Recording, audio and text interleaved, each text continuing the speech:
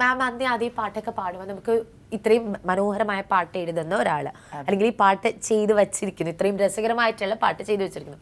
അപ്പം മാമിന്റെ മനസ്സിലും ഒരു ഐഡിയ തോന്നുന്നു, okay he's going to go places എന്നുള്ളൊരു ഫീല് വരുമല്ലോ. അപ്പൊ നമ്മൾ ചിലവരെ എസ്റ്റിമേറ്റ് ചെയ്യും, അവർ ഒരുപാട് ഇത്ര ഉയരങ്ങളിലേക്ക് പോകും, ഇവിടെ എത്തും എന്നുള്ളൊരു കാഴ്ചപ്പാട് നമുക്ക് ഉണ്ടാകും. അപ്പൊ ചിലപ്പോൾ നമ്മുടെ ആ ഇന്ന ജേർണിയിൽ ഇപ്പൊ മാം തന്നെ കുറച്ച് മുമ്പ് പറഞ്ഞു എത്തേണ്ട ഇടത്തേക്ക് അനിൽ സാർ എത്തിയിട്ടില്ല എന്ന് പറഞ്ഞു. He has still travelled a lot but not where he deserves to be എന്നുള്ളൊരു സാധനം.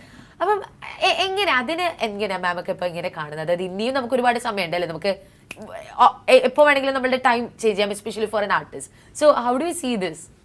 ഇനിയും മാറ്റാൻ പറ്റും നമുക്ക്. നമ്മുടെ ഭാവി ഇപ്പൊ ഒത്തിരി ചാൻസുകളുണ്ട്. അപ്പോൾ ഇനിയും ഉണ്ട് നമുക്ക്. ഒരു മ്യൂസിക് ഡയറക്ടറിൻ്റെ കഴിവ് നഷ്ടപ്പെട്ടു പോകുന്നില്ല. അദ്ദേഹത്തിന് ആ കാലഘട്ടത്തിൽ അദ്ദേഹം നല്ല നല്ല പാട്ടുകൾ ചെയ്യുന്നൊരു കാലഘട്ടത്തിൽ ഇപ്പോൾ ജയേട്ടൻ പാടി, ദാസേട്ടൻ പാടി തന്നെ എനിക്ക് വേണം 10 പാട്ടെങ്കിലും പാടിയിട്ടുണ്ടാവില്ലേ ദാസേട്ടൻ? 7 പാട്ട് പാടി. ജയേട്ടൻ എത്ര പാട്ട് പാടിയിട്ടുണ്ടാവും? 5 പാട്ട് ജയേട്ടൻ പാടി. പിന്നെ ഉദയഭാനു മാഷ് പാടി. ഇദ്ദേഹത്തിൻ്റെ കുറേ പേര് പാടിയിട്ടുണ്ട്. അപ്പോൾ അതെല്ലാം നല്ല നല്ല പാട്ടുകളാണ്, മനസ്സിലായി. അപ്പം ഒരാളുടെ ജീവിതം മാറാനായിട്ട് ഇപ്പോൾ ഈ പാട്ടുകളൊക്കെ തന്നെ കേൾക്കുമ്പോൾ ചിലർക്ക് തോന്നും ഇദ്ദേഹത്തെ വിളിച്ചൊരു പാട്ട് മ്യൂസിക് ചെയ്യണമെന്ന് തോന്നിയാൽ അദ്ദേഹത്തിൻ്റെ ആ ഒരു ഭാവി വ്യത്യാസം. കാരണം ഞാൻ കേട്ട പാട്ടുകൾ അതിമനോഹരമായ പാട്ടുകളാണ്. അപ്പം അതുകൊണ്ട് തന്നെ അത് തന്നെയല്ലേ ഇദ്ദേഹം തമിഴും ചെയ്തായിരുന്നു. തമിഴ് ചെയ്തില്ലേ? ഞാനൊരു പാട്ട് പാടിയിട്ടുണ്ട് തമിഴ്. ഞാനൊരു പാട്ട് തമിഴ് പാടിയിട്ടുണ്ട്. ഞാനത് പാടി കേൾപ്പിക്കും. ഉഗ്രം പാട്ടാണ്.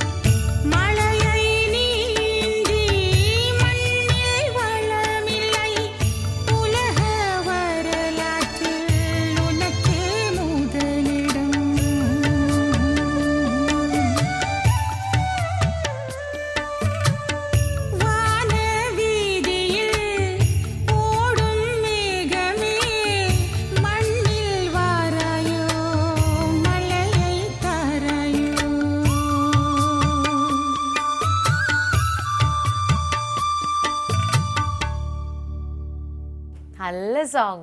എനിക്ക് എന്റെ ലിറിക്സും ഭയങ്കരമായിട്ട്, അതായത് നമ്മൾ യൂഷ്വലി കേൾക്കുന്ന തീമിൽ നിന്നല്ലേ. പിന്നെ അത് ഭയങ്കര, എനിക്ക് ഇതിന്റെ തമിഴൊന്നും വലിയ വശമൊന്നും ഇല്ല. തമിഴിൽ നിന്നൊരു അദ്ദേഹം വന്നിട്ടാണ് ഇത് പറഞ്ഞൊക്കെ തന്നത്. പിന്നെ ഇദ്ദേഹത്തിന് തമിഴ് അറിയാം.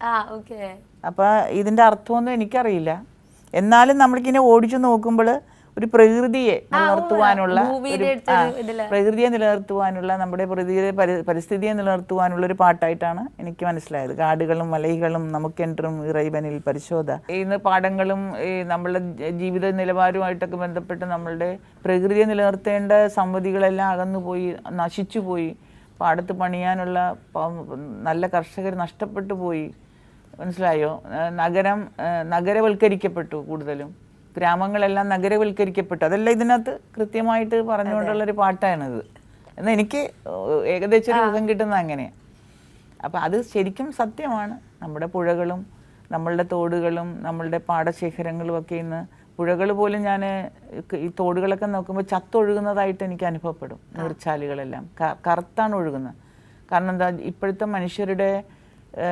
മനുഷ്യർ ഈ പെട്ടെന്ന് ജീവിതത്തിൻ്റെ ഭാഗങ്ങളെല്ലാം തരണം ചെയ്യാൻ ആഗ്രഹിക്കുന്നവരാണ്. അതുകൊണ്ട് തന്നെ കയ്യിൽ കിട്ടുന്നതെല്ലാം ഈ ജലാശയത്തിലേക്ക് മലിനമാക്കാൻ എറിയും.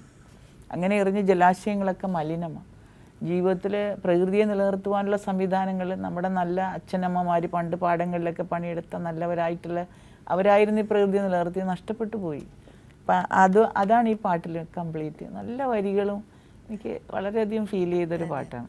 ഇദ്ദേഹം നന്നായിട്ട് മ്യൂസിക് ചെയ്തിട്ടുണ്ടത്. ഉറപ്പായിട്ടും. അല്ല, ഇത്തരത്തിലുള്ള ഒരു സാമൂഹ്യ ബോധമാണ് ഇതിപ്പം നമ്മൾ ഈ പറഞ്ഞു. മാം ഉടനെ അതിൽ കറക്റ്റായിട്ട് അതിന്റെ ആ ഒരു ഉള്ളിലത്തെ ആ ടോട്ടൽ കോൺസെപ്റ്റിലേക്ക് മാം അങ്ങ് ആഴ്ന്നിറങ്ങി. Like you are actually worrying about the nature അല്ലെ. അപ്പം ഇത്തരത്തിലുള്ള ഈ ഒരു സാമൂഹ്യ ബോധം കൊണ്ട് തന്നെ അങ്ങനെ അതിലൊരു ഗ്രാജുവലി പൊളിറ്റിക്സിലേക്ക് വന്നതാണോ, അതോ സാർക്ക് ആദ്യമേ പരിചയപ്പെടുന്ന ആ ഒരു സമയം തൊട്ടേ മാമിന് അറിയാമായിരുന്നു like I am going to be a politician, I am going to get into this എന്നുള്ള ഒരു കാര്യം അറിയാം? ഞാനൊരു പൊളിറ്റീഷ്യൻ അല്ലായിരുന്നു. ഞാനൊരു സാധാരണ ഒരു എന്താ പറയുക, ഒരു കലാകാരിയായിരുന്നു.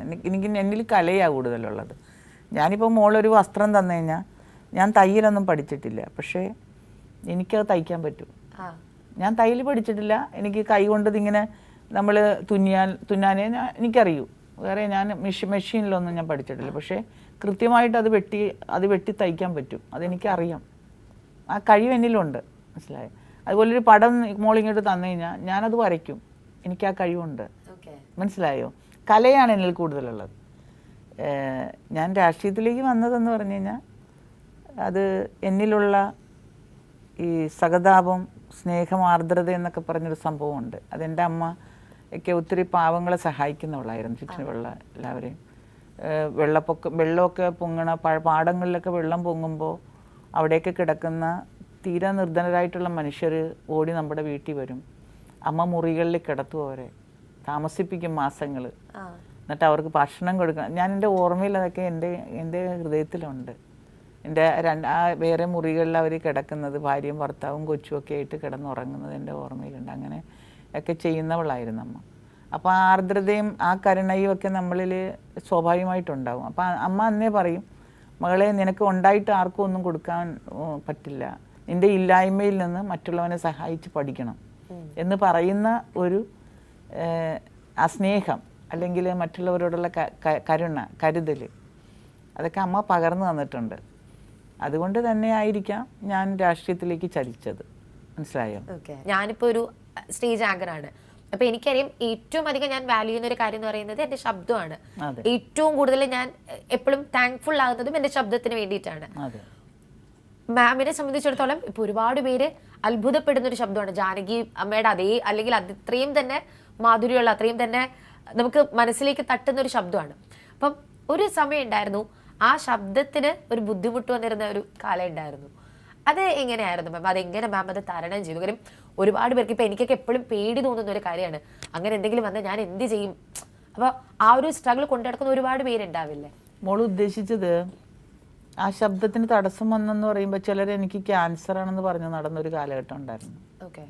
എനിക്ക് അങ്ങനെയൊന്നും ഇല്ല. ഞാൻ പാടിക്കൊണ്ട് നടക്കുകയാണ്. അത് ആരോ കയറാൻ വേണ്ടി എന്നെ ചതിച്ചതാണ്. ഞാൻ കോഴിക്കോടൊക്കെ ചെന്നപ്പോൾ അവർ പറഞ്ഞു, മോളുടെ രോഗം മാറിയോ, എല്ലാം മാറിയോ, കുഞ്ഞിൻ്റെ രോഗം മാറിയോ എന്നൊക്കെ ചോദിച്ചപ്പോൾ ഞാൻ പറഞ്ഞു, ഏത് രോഗമെന്ന് ചോദിച്ചു. എനിക്ക് അങ്ങനത്തെ രോഗം വന്നിട്ടില്ല. ഇനി വരാതിരിക്കട്ടെ, എന്തോ ആയിക്കോട്ടെ. എനിക്ക് അങ്ങനത്തെ രോഗം വന്നിട്ടില്ല. അപ്പോൾ ഞാൻ 2012 അതിന് മുന്നേ ആണിത് ഈ സംഭവം. ഈ ക്യാൻസർ ആണെന്ന് പറഞ്ഞപ്പോൾ അവിടേക്ക് അവരൊക്കെ അങ്ങനെ അറിഞ്ഞെന്ന് പറഞ്ഞു. എന്തിനാണെന്നൊന്നും എനിക്കറിയില്ല. ഞാൻ പറഞ്ഞു അങ്ങനത്തെ ഒരു രോഗം എനിക്ക് വന്നിട്ടില്ല എന്ന് പറഞ്ഞു. ഞങ്ങൾ അറിഞ്ഞപ്പോൾ ഞാൻ രഹസ്യമായിട്ട് ഞാൻ ചോദിച്ചപ്പോൾ അവരെടുത്ത് പറഞ്ഞത് ഇങ്ങനത്തെ രോഗമാണെന്ന് പറഞ്ഞു വരുത്തിയെന്നാരോ. മനസ്സിലായി. പിന്നെ 2012 എനിക്ക് തൈറോയിഡിൻ്റെ ഓപ്പറേഷൻ നടന്നു. അപ്പോൾ ശബ്ദം തരില്ല എന്ന് ഡോക്ടേഴ്സ് പറഞ്ഞു. കാരണം 10 വർഷം തൈറോയിഡ് കൊണ്ട് നടന്നു. ഈ ഗൊയ്റ്ററായിരുന്നു, അത് കൊണ്ട് നടന്നുകൊണ്ട്. പക്ഷെ അത് ചെയ്യാൻ മാറ്റി. ആ ഓപ്പറേഷൻ കഴിഞ്ഞ് 1.5 മാസം കഴിഞ്ഞപ്പോൾ ഞാൻ പാടാനിറങ്ങി. മനസ്സിലായി. എനിക്കൊരു കുഴപ്പമില്ലായിരുന്നു. പിന്നെ എത്രയോ വർഷങ്ങൾ പാടി. പിന്നെ എത്രയോ വർഷങ്ങൾ പല രാജ്യങ്ങളിലും പോയി, പ്രോഗ്രാമിന് പോയി. ദൈവം നമ്മൾ പ്രാർത്ഥിക്കുന്നവരാണ്. അതുകൊണ്ട് തന്നെ ഞാൻ ഇന്ന് വരെ ബൈബിൾ വായിക്കാതെയോ ഒരു കൊന്ത ചൊല്ലാതെയോ ഒന്നും പുറത്തോട്ടിറങ്ങിയിട്ടില്ല. അപ്പം പ്രാർത്ഥന എപ്പോഴും ഉള്ള ആളാണ്. അതുകൊണ്ട് തന്നെ നമ്മളെ ദൈവം നയിക്കുന്നു എന്നുള്ള എപ്പോഴും ഉണ്ടാകും ഒരു ചിന്ത. എന്നെ ഈശ്വരൻ ദൈവം നയിക്കുന്നു എന്ന്. അപ്പോൾ അതുകൊണ്ട് തന്നെയാണ് ഞാൻ ജീവജാലങ്ങളെ എല്ലാത്തിനും സ്നേഹിക്കുന്നവളാണ്. പരമാവധി എന്തിനും ഭക്ഷണം കൊടുക്കാൻ ഞാൻ വർഷങ്ങളായിട്ട് ശ്രമിക്കുന്നവളാണ്. അപ്പോൾ ദൈവം നമ്മളുടെ കൂട്ടത്തിലുണ്ടെന്ന് പൂർണ്ണമായിട്ട് വിശ്വസിക്കുന്നുണ്ട്. അപ്പം അതുകൊണ്ട് തന്നെ എൻ്റെ സൗണ്ട് ദൈവം കളഞ്ഞില്ല. തൈറോയിഡിൻ്റെ ഓപ്പറേഷൻ കഴിഞ്ഞ ഗായികമാണ് ഞാൻ. മനസ്സിലായി. ഇപ്പോൾ എനിക്ക് ഈ യാത്രയും അലച്ചിലുമൊക്കെ വരുമ്പോൾ സാധകം ചെയ്യാൻ നേരമില്ല. അപ്പം അങ്ങനെ വരുമ്പോൾ നമ്മുടെ സൗണ്ടിനുള്ള പ്രോബ്ലംസൊക്കെ വരും, തടസ്സങ്ങൾ വരും. അന്നൊന്നും ഒരു കുഴപ്പമില്ല. അങ്ങനെയായിരുന്നു.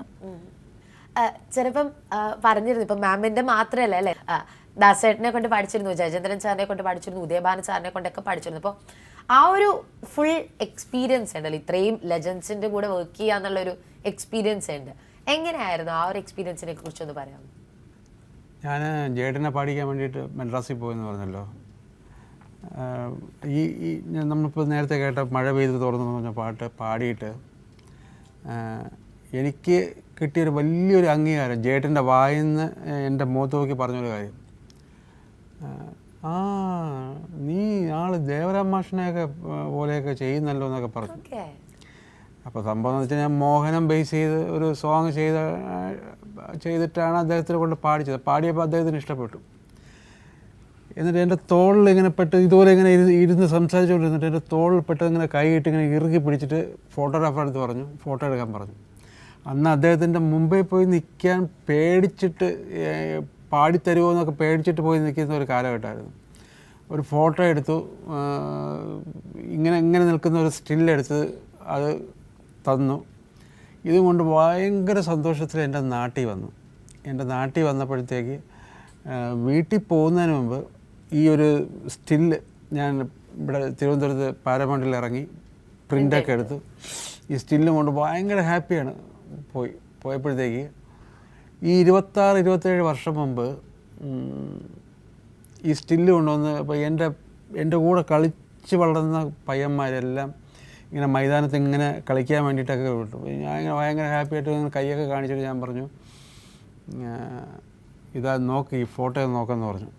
ഞാൻ എന്നിൽ ഒരു ചെറിയൊരു അഹങ്കാരമാണെന്ന് പറയാം. ഞാനിങ്ങനെ എല്ലാവരും ഇങ്ങനെ സ്റ്റണ്ടായിട്ടാണ് ഇതിലോട്ട് നോക്കുന്നത്. കാരണം ഇത്രയും വലിയൊരു മനുഷ്യൻ ഇവൻ്റെ തോളിൽ കൈയിട്ട്, അപ്പോൾ ഇതിങ്ങനെ പരസ്പരം ഇവർ മുഖത്തോട് മുഖമൊക്കെ നോക്കിയിട്ട് ഒരാൾ പറഞ്ഞു, ഇത് പുതിയ ഒരു കമ്പ്യൂട്ടറിൻ്റെ ടെക്നിക്കാണിത്. ഈ കൈയൊക്കെ ഇങ്ങനെ വെട്ടി ഇങ്ങനെ തോളിൻ്റെ ഇടയിൽ കൂടെയൊക്കെ ഇങ്ങനെ തോളിൽ ഒക്കെ വയ്ക്കുക എന്നൊക്കെ പറഞ്ഞ് ഒരാളുടെ അതിബുദ്ധിയൊക്കെ ഇങ്ങനെ സംസാരിച്ചു. അപ്പോൾ ഇത് കേട്ടപ്പോഴത്തേക്ക് ഞാനൊരു റിയലായിട്ടൊരു കാര്യം അനുഭവിച്ചിട്ട് വന്നതല്ലേ, എനിക്ക് വല്ലാത്തൊരു നിരാശയും സങ്കടമൊക്കെ ആയിപ്പോയി. അപ്പോൾ ഞാൻ തിരിച്ച് ഈ ഫ്രണ്ട്സിനോട് ഞാൻ പറഞ്ഞു, ഞാൻ എന്തെങ്കിലും ദാസേട്ടനെ കൊണ്ട് ഒരു പാട്ടെങ്കിലും ഞാൻ പാടിച്ചിട്ട് നിങ്ങളുടെ മുമ്പേ കൊണ്ടുവന്ന് കാണിക്കുമെന്ന് പറയും. അപ്പോൾ ഇത് കേട്ട ഫ്രണ്ട്സിനകത്ത് നിന്ന് 2 പേര് പറഞ്ഞു, അനിലേ അത് നടക്കാത്ത കാര്യമാണ്. ഇപ്പം ഈ ഇദ്ദേഹത്തിനെ പാടിച്ചത് ഓക്കെ, കുഴപ്പമില്ല. ദാസേട്ടനെ കൊണ്ടൊക്കെ പാടിക്കാന്ന് വെച്ചാൽ നടക്കാത്ത കാര്യമാണ്. കാക്ക മലർന്ന് പറക്കുമെന്ന് പറഞ്ഞു. ഞാൻ പറഞ്ഞു ശരി നോക്കാം. അപ്പോൾ ഞാൻ ഉദയഭാനു സാറിനെ ശിഷ്യനായിട്ട് നടക്കുന്നത്, ഞാൻ ഉദയഭാനു സാറിനെ കൊണ്ട് ഞാൻ പറഞ്ഞു എനിക്കൊന്ന് ദാസേട്ടനെ മീറ്റ് ചെയ്യാനുള്ളൊരു അവസരം ഉണ്ടാക്കണമെന്ന് പറഞ്ഞു. അദ്ദേഹത്തിൻ്റെ കെയർ ഓഫിൽ തരങ്ങണിയിൽ വന്ന് ഞാൻ തരങ്ങണിയുടെ 2 വർക്ക് ചെയ്തു.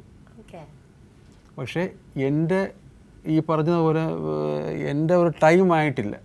ക്രിസ്മസ് ആണ്, അപ്പം ഒരുപാട് ഡിവോഷണൽ സോങ്സും സാർ ചെയ്തിട്ടുണ്ട് എന്ന് കേട്ടിട്ടുണ്ട്. അപ്പോൾ അതിൻ്റെ അകത്ത് മാം പാടിയിട്ടുള്ള ഒരു ഡിവോഷണൽ സോങ്, ഒരു ക്രിസ്ത്യൻ ഡിവോഷണൽ സോങ്, ക്രിസ്മസ് കാലം ആയതുകൊണ്ട് തന്നെ നമുക്കതൊന്ന് പാടാമോ മാം? ആയിക്കോട്ടെ. അതായത് എൻ്റെ ദൈവമേ പാടിയാൽ മതിയോ? നല്ല പാട്ടുകൾ പാടിയിട്ടുണ്ട്. ബസ് ചെയ്ത എന്നൊക്കെ പറഞ്ഞ ഒരു ഉഗ്രം പാട്ടൊക്കെ ചെയ്തിട്ടുണ്ട്. അപ്പം ഇത് ഞാനൊരു 4 വരി പാടി. എൻ്റെ ദൈവമേ നിന്റെ സ്നേഹത്തിൽ എനിക്കുള്ളതെല്ലാം ഞാൻ നൽകിടുന്നു. എൻ്റെ ദൈവമേ നിന്റെ സ്നേഹത്തിൽ എനിക്കുള്ളതെല്ലാം ഞാൻ നൽകിടുന്നു. കരളിലും കയ്യിലുള്ളതും കണ്ണുനീരും സാദരം സമർപ്പിക്കുന്നു. ഞാൻ മറന്നുപോയി ഈ പാട്ട്. നല്ല പാട്ടായിരുന്നു. ഇങ്ങനെയല്ല, കുറച്ച് വ്യത്യാസമുണ്ട്. പക്ഷെ വർഷങ്ങൾക്ക് മുന്നേ പാടിയത് കൊണ്ട് മറന്നുപോയതാണ്. ഇപ്പോൾ ഇതിൻ്റെ അകത്ത് ഞാൻ തപ്പിയെടുത്തപ്പോൾ വരികൾ 2-3 കിട്ടി, അതുകൊണ്ട് അങ്ങനെ പാടിയെന്നേ ഉള്ളൂ കേട്ടോ. നല്ല പാട്ട്. വർഷങ്ങൾക്ക് മുമ്പ് അല്ലെ, ശരിക്കും ഒരു വർഷം മുമ്പ് വേറെ ഓണപ്പാട്ട് ചെയ്തത് കൈരളിയിലൊക്കെ വന്നിരുന്നു കേട്ടോ. അത് എനിക്ക് പറഞ്ഞാൽ മുഖ്യമന്ത്രി ഉദ്ഘാടനം ചെയ്തു. ഇദ്ദേഹമാണ് എൻ്റെ ഓർക്കസ്ട്രേഷനും ഇതൊക്കെ ചെയ്തു, മ്യൂസിക്കൊക്കെ ചെയ്തു. നല്ല പാട്ടായിരുന്നു അത്. ഞാനാ എഴുതിയത് ആ പാട്ട്. ഓണം പൊന്നോണം പൊന്നോണം എൻ കിളിമകളുടെ ഈണത്തിൻ താരാട്ടിൽ ഓണം, ചെറുകുറുമികളീണത്തിൽ നിറനാഴിയിൽ വരവെണ്ണും അരിമണികളാൽ വരവേറ്റൊരോണം, തൊടിമലരിൻ പൂമ്പൊടിയാൽ കളമെഴുതും കാറ്റിൻ്റെ വരവിനായി കാതോർക്കും ഓണം. ഓണം പൊന്നോണം പൊന്നോണം എൻ കിളിമകളുടെ ഈണത്തിൻ താരാട്ടിൽ ഓണം എന്ന് പറയുന്ന സാധനം. അന്ന് വേറൊരു പാട്ടും ചെയ്തായിരുന്നു. തിരുവോണം കണി കാണാൻ പുതുപുടവ ചാർത്തി വരിക നീ കുഞ്ഞിളം പൈതലേ എന്ന് പറയുന്ന സാധനം. അത് ഞാൻ തന്നെ എഴുതിയിട്ട് ഇദ്ദേഹമാണ് അതിൻ്റെ എല്ലാം ചെയ്തത്. മ്യൂസിക്കും ഓർക്കസ്ട്രേഷനും ഒക്കെ ചെയ്തു. ഉഗ്രം പാട്ടായിരുന്നു. അത് നമ്മുടെ ഒരു സന്തോഷമാണ്. അത് മുഖ്യമന്ത്രിയാണ് ഇതൊക്കെ ഉദ്ഘാടനം ചെയ്തത്. ക്രിസ്മസ് കാലം ആയതുകൊണ്ട് തന്നെ ക്രിസ്മസിന് ഏറ്റവും മനോഹരമായിട്ടുള്ള ഒരു മെമ്മറി കൂടെ നമുക്കൊന്ന് ഷെയർ ചെയ്യാമോ? ക്രിസ്മസ് എന്ന് പറയുന്നത് നമ്മളുടെ എന്താ പറയുക ഏറ്റവും കൂടുതൽ സന്തോഷം നിറഞ്ഞൊരു കാലഘട്ടമാണ് എന്നെ സംബന്ധിച്ച്. ആ സമയത്തൊക്കെ പഴയ കാലം, നാട്ടിൻപുറത്തെ കാലം, പിന്നെ റെക്കോർഡിങ്ങിന് പാടുന്ന കാലമുണ്ട്. ഞങ്ങളൊക്കെ ഒരുമിച്ച് പിന്നെ റെക്കോർഡിങ് സ്റ്റുഡിയോയിൽ ഒരു സ്റ്റുഡിയോയിലേക്ക് പോകുന്നത്. കാരണം ഇഷ്ടംപോലെ വർക്കുകളുണ്ട് ആ സമയത്ത് റെക്കോർഡിങ്ങിന്. ഞാൻ ഈ ക്രിസ്ത്യൻ ഡിവോഷനിൽ 7000-ഓളം പാടിയ ആളാണ്.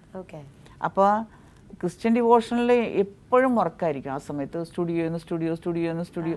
ആ ഒരു കാലഘട്ടമല്ല ഞാൻ പറയുന്നത്, അതിന് മുന്നേ ഉള്ള കാലഘട്ടം, ക്രിസ്മസിൻ്റെ കാലഘട്ടം എന്ന് പറഞ്ഞാൽ എൻ്റെ ഓർമ്മയിൽ ഈ നക്ഷത്രമൊക്കെ നമ്മൾ ഉണ്ടാക്കിയിട്ട് ഇങ്ങനെ കടയിൽ നിന്ന് മേടിക്കുന്ന നക്ഷത്രമൊന്നുമല്ല. അന്ന് ആഴ്ചകൾക്ക് മുന്നേ തന്നെ കുറേ കളർ പേപ്പറുകളൊക്കെ മേടിച്ച്, എന്നിട്ട് ഈ മടൽ വെട്ടിയിട്ട് അതിൻ്റെ നാരൊക്കെ എടുത്തിട്ട് വീട്ടിൽ വലിയ നക്ഷത്രം ഉണ്ടാക്കണം. അതിൻ്റെ അകത്ത് അന്ന് ഞങ്ങളുടെ നാട്ടിൻപുറത്തൊക്കെ ഈ ലൈറ്റില്ല, കറണ്ട് വന്നിട്ടില്ല, വിളക്കാണ് കയറ്റുന്നത്. വിളക്ക് എൻ്റെ കുഞ്ഞുനാളിലെ വിളക്ക് കയറ്റും. വിളക്കെടുത്ത് ഈ നക്ഷത്രത്തിൻ്റെ ഉള്ളിൽ വയ്ക്കാനൊരു സ്ഥലമുണ്ട്. ഈ ബൾബിന് പകരം വിളക്കാണ്. ആ ഗ്രാമത്തിലൊന്നും കറണ്ട് വന്നിട്ടില്ല. എന്നിട്ട് ഈ വിളക്ക് കെട്ടിയിട്ട് ഈ നക്ഷത്രം ഇങ്ങനെ കയറിൽ ഇത് ചെയ്തിട്ട് ഇങ്ങനെ നല്ല മനോഹരമായ മരത്തിൻ്റെ അടിയിലൊക്കെ ഇങ്ങനെ തൂക്കും ഈ നക്ഷത്രങ്ങൾ. എന്ത് ഭംഗിയുള്ളൊരു കാലഘട്ടമായിരുന്നു അതിൻ്റെയൊക്കെ ഓർമ്മകൾ. ധാരാളം ഭക്ഷണം വയ്ക്കും. അമ്മ ഉറക്കം നിന്ന് ഇങ്ങനെ ഒത്തിരി ആഹാരം വയ്ക്കും. താറാവും കോഴിയും സകല ഭക്ഷണവും ഉണ്ടാകും. എല്ലാവിധ ഭക്ഷണവും വീട്ടിലുണ്ടാകും. അപ്പം ആ ഒരു ദിവസത്തിൻ്റെ പ്രാധാന്യം അതിനത്രയും മഹത്വമുള്ളതാണെന്ന് കാണിക്കുന്ന അപ്പം ഉണ്ടാക്കൽ, തലേദിവസം പിന്നെ പുതിയ വസ്ത്രം ധരിപ്പിച്ചാണ് പള്ളിയിലൊക്കെ പോകുന്നത്. അടുത്ത വീട്ടിലെ നക്ഷത്രം കാണാൻ പോകും കൂട്ടുകാരുമായിട്ട്. പിന്നെ കരോളുണ്ട്. ഇപ്പം ഗായസംഘം വരും, കരോൾ, പിന്നെ ഇങ്ങനെ എന്താ പറയുക, മാതാവും കർത്താവൊക്കെ ആയിട്ട്. ഞാൻ മാതാവൊക്കെ ആയിട്ട് നിന്നിട്ടുണ്ട്, ഉണ്ണീശ്വരനൊക്കെ പിടിച്ചിട്ട്. ഈ നാടകം പോലെ എല്ലാ വീട്ടിലും ചെന്ന് അവതരിപ്പിക്കും. അപ്പോൾ അവിടെ എന്തെങ്കിലും കാശൊക്കെ തരും. കാലഘട്ടമായിരുന്നു. അല്ലേ, നല്ലൊരു കാലഘട്ടമായിരുന്നു. ഏറ്റവും വലിയ സന്തോഷം നിറഞ്ഞൊരു കാലഘട്ടം. ഇന്ന് അതൊന്നും ഇത് കുറവാണ്. അത് അങ്ങനെയുള്ളൊരു, നമ്മൾ മാസങ്ങൾക്ക് മുന്നേ തന്നെ ഇപ്പോൾ കളർ പേപ്പറൊക്കെ മേടിച്ച് വെച്ചിട്ട് അതൊക്കെ വീട്ടിൽ നിന്നൊക്കെ ഓരോരുത്തർ ഉണ്ടാക്കുമ്പോൾ അതിൻ്റെ ചുറ്റിനും നിന്ന് കാണുന്ന കാഴ്ചകളൊക്കെ, ഇത് ക്രിസ്മസ് വരാൻ പോകുന്നു എന്നുള്ള ആ ഒരു ഓർമ്മകൾ, എക്സൈറ്റ്മെന്റ്. അതെ അതെ അതെ അതെ. പിന്നെ ഹിന്ദു സഹോദരങ്ങൾ ചുറ്റും അവരുടെയൊക്കെ വീടുകളിൽ അപ്പമൊക്കെ കൊണ്ടേ കൊടുക്കുക. അമ്മ ഇങ്ങനെ ഭക്ഷണമൊക്കെ തന്നുവിടും, എന്തെങ്കിലും കൊടുക്കാൻ അങ്ങോട്ടും ഇങ്ങോട്ടും കൊടുക്കൽ വാങ്ങൽ, ഇങ്ങനെയൊക്കെയുള്ള സംവിധാനമായിരുന്നല്ലോ അന്ന്. ഓണമാണെങ്കിലും അവർ പായസമൊക്കെ ഉണ്ടാക്കി നമ്മുടെ വീട്ടിൽ കൊണ്ടുവന്ന് തരിക. ഭയങ്കര സ്നേഹമായിട്ടുള്ളൊരു ജീവിതം. ഞാൻ എപ്പോഴും ഓർക്കും, ഈ ഭൂമിയിൽ നമുക്ക് ഇത്തിരി ജീവിതമേ ഉള്ളൂ. അത് നമ്മൾ ആസ്വദിച്ച് ഇങ്ങനെയുള്ള മനുഷ്യരുമായിട്ട് എല്ലാവരും സഹോദരങ്ങളാണെന്ന് ചിന്തിച്ച്, ഈ ഭൂമിയിലുള്ള എല്ലാവരും നമ്മുടെ സഹോദരങ്ങളും നമ്മുടെ മാതാപിതാക്കളും നമ്മുടെ മക്കളുമാണ് എന്ന് ചിന്തിച്ചാണ് നമ്മൾ മുന്നോട്ട് പോകുന്നതെങ്കിൽ നമുക്ക് ഈ നിമിഷം മരിച്ചാലും ദുഃഖം ഉണ്ടാവില്ല. ഈ നമ്മൾ എന്തൊക്കെ നേടാൻ ഇങ്ങനെ കെട്ടി അതും ഇതുമൊക്കെ ഉണ്ടാക്കാനായിട്ടുള്ള സംഭ്രമത്തിൽ ഓടിക്കൊണ്ടിരിക്കുകയാണ്. പക്ഷേ ഒരു നിമിഷം മതി മരിച്ചു വീഴാൻ. ഇന്ന് ചെറുപ്പക്കാരൊക്കെ എത്ര പേരാണ് മരിക്കുന്നത്, എല്ലാവരും പോയല്ലേ, നിന്ന നിപ്പിൽ മരിച്ചു പോകുന്ന അവസ്ഥകളിലൂടെ കടന്നു പോയാൽ നമുക്ക് ഈ സന്തോഷങ്ങൾ പോലും ഇല്ലാത്തൊരു കാലഘട്ടത്തെ ഇന്ന് സൃഷ്ടിക്കപ്പെട്ടിരിക്കുന്നുവെന്ന് എൻ്റെ ഉള്ളിലൊരു ഉത്കണ്ഠയുണ്ട്. നാളെയുടെ നന്മയ്ക്ക് വേണ്ടി ഒരു നല്ല ക്രിസ്മസ് കാലം ഇനിയും ഉണ്ടാവട്ടെ എന്ന് ഞാൻ ചിന്തിക്കുകയാണ്. അപ്പോൾ ആ ഒരു പ്രത്യാശയിൽ നമുക്കൊരു മനോഹരമായിട്ടുള്ള ഒരു ക്രിസ്മസ് സോങ് കൂടെ പാടാം. പിന്നെ ഇദ്ദേഹത്തെ എനിക്ക് വർഷങ്ങൾക്ക് ശേഷമാണ് ഞങ്ങൾ അപ്പോൾ ഈ പാട്ടുകളൊക്കെ ചെയ്തു, അതൊക്കെ ഓക്കെ.